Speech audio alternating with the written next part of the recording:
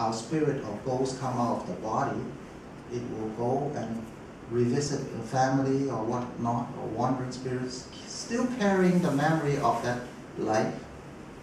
Well, that is memory, that is information, that's not in the brain. That consciousness is not in the brain, that consciousness is in this ghost entity. All right?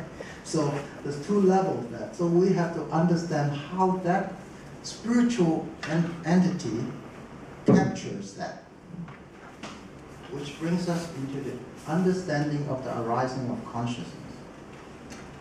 When a ghost decides to come and scare us, he has a thought process. There's a rising of consciousness. I'm going to scare this guy. The ghost is conscious, and this consciousness arises in this ghost. All right?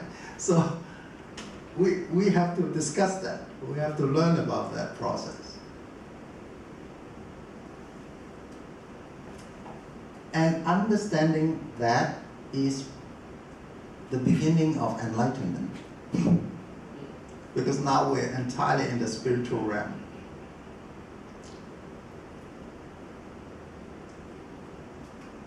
The definition of life, finally, very, very important. The definition of life is consciousness. Piece of rock, there's no consciousness arising from it.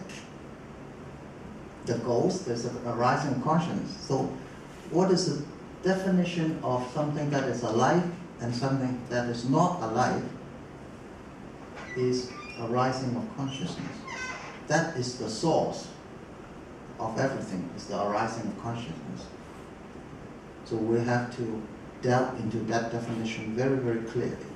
So once we have defined life as arising of consciousness, this arising of consciousness becomes the focus of our religious practice in order to attain enlightenment.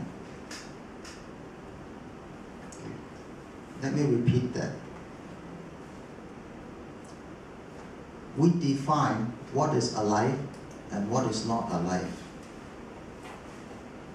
The definition is based on something is alive because it is conscious. Something is not alive because it has no consciousness. So consciousness becomes the definition of life. But consciousness, the moment that this consciousness arises, becomes the source of life. All right? As we understand there's so many levels of consciousness, we can be living at a level of log 20 and live a miserable life and we're still conscious. We can be sleeping and we're conscious because we dream. We can be vegetable in the hospital on life support, but we are still alive. We might have consciousness there, although the doctors don't think so. So we might be living a very miserable life. That is not the source of life. The source of life is a rising of consciousness. When God says, let there be light, a consciousness has just arisen in God to motivate him to make some light. So that is the source of the power of the life. So let us focus in our spiritual practice in the arising of consciousness. So semester 3 is important in focusing on what true religious practice is all about.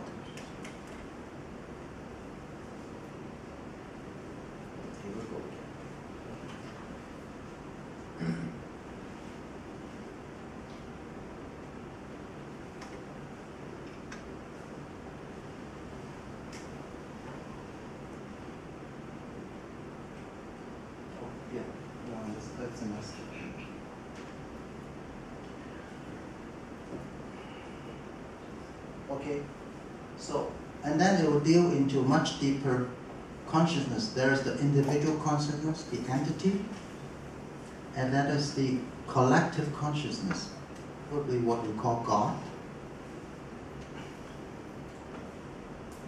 And finally, the basic method towards this arising of consciousness, this practice. How do we get to the source of life?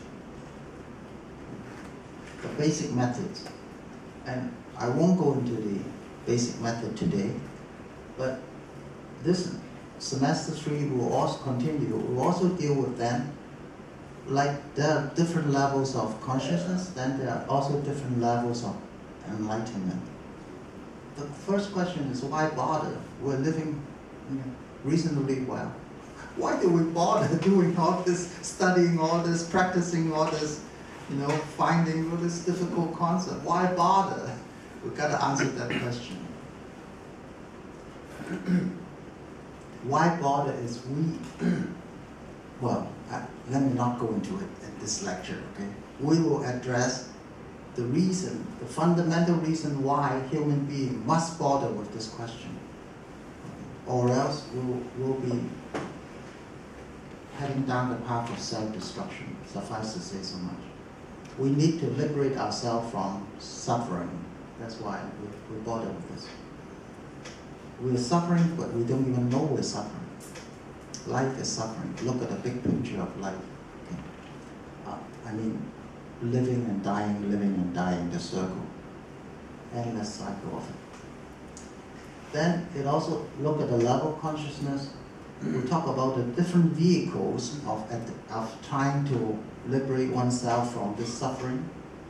And we look at the 53 stages of enlightenment. So this is what the semester 3 will deal with. And in semester 4, assuming one passed semester 3, and then we are now at the somewhat enlightened stage, then what do we do there? What is, we'll talk about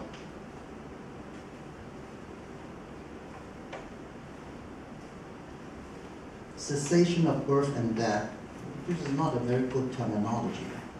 It should be transcending the duality of living and dying. In other words, at that stage, in semester 4, the student should be ready to die any moment without regret. Okay? And not a drop of tears. That happy. The life should be that happy. And that will be your examination. The exam papers, are you ready to die now? If you are, okay, drink this cup of poison. Well, a little exaggeration, but you know what. So then, okay, if you're ready to die anytime, then what am I hanging around here for? Okay. So what am I doing while living? Okay. So in other words, we define, because you already know about all your meaning of life, the source of life, and you have broken through the cycle of life and death, then what do? You're free to do whatever you want to do. Okay? But then in this semester, you got to write term papers and justify why are you going to now go into the mountain and become a hermit and secluded and never contact people again, or why you want to run all over the world, to Africa, to any poor part of China and India, and build orphanages and missions and save AIDS. Why do you do this? Right? You got to justify. Okay, with a very clear mindset and doing it with wisdom. Why? Because you are enlightened. You'll be able to do things and succeed where others fail. Because you equipped with all these previous 3 semesters of knowledge. You've thought it all through. Then, what do you do during dying? Okay? Because that's what spirituality is all about. After I die, do I go to heaven? Do I go to hell? Do I get judgment by St. Peter's or Yama or whatever? You know, go to court and argue whether I should go to heaven or hell. What to do during dying? There are many, many spiritual practice in school which teach this sort of thing. Okay? We will explore that as well. And finally, the difference between rebirth and reincarnation. rebirth is, we have no power of where we're going to be reborn into. Become a pig or an animal or ghost. We have no power, no control over that process. Reincarnation is different. We have a vow. And this energy, this motivation, direct our birth, our rebirth into whatever realm we want. So that is basic. This word has been abused, the word reincarnation. Reincarnation only applies to those who are enlightened, and they therefore come back again and again because of the great vow. The rest of us are not enlightened. We come back again and again, reborn because of our karma, because of the balance sheet. So that pretty much completed my description on that, and the rest of it, I will just want to finish off where I left off in the last lecture. I did not finish the last lecture yet. We have recapped what we learned, the important points. But this is where we left off. We left off at segment 4, spirituality.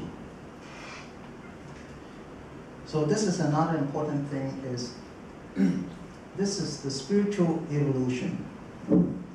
From non-believer in any God to I don't know if there's a God, to yes, there is God, to New Age spirituality, which means we perceive God in a different light. And through metaphysics, which is a neutral philosophical arena which can bring in both science and religion and philosophy, we can establish a collective consciousness, and in the process elevate the consciousness level higher and higher and higher. So we have seen the Gaia theory from James Lovelock, and there's the Indra's nest, which we will have no time to go into. But that's basically, this is the kind of evolution, okay?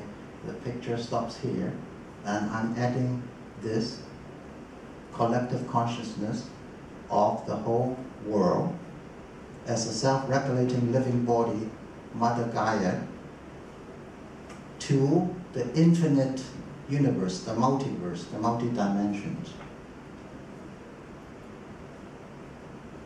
So collective consciousness is this, all separate spirits, when connected, form a greater unity, the spirit, which has an identity separate from its element, plus a consciousness and intellect greater than its elements. An ultimate unified non-dual awareness or force of life, combining or transcending all individual units of consciousness. So it's like the body, you know, the cells do not understand the body, but when all the cells together, it forms a miraculous body. So this kind of individual souls together form a big God kind of thing, analogy. Consciousness level, we can skip this, but basically equates to manifest mind, hierarchy. This is not important. Anyways, we've talked about the Gaia theory. So